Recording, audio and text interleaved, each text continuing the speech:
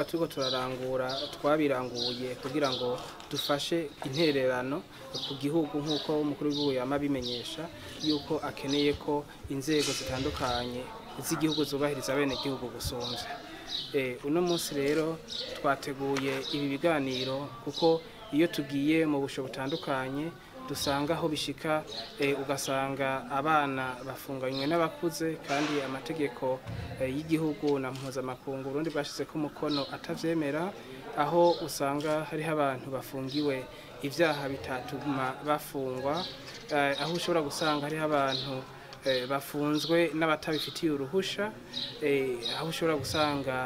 abakenyezi bibungenze imbanyi zirenza amezi 6 canke bafise abana batarakwiza amezi 6 bonsa, ugasanga abantu barafunzwe kandi hategerezwa kuba uruhusha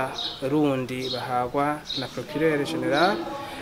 Tugasha tuvuga tuti rero kugira ngo dushobore gufasha abene gihugu ngo boroherezwe kurusha,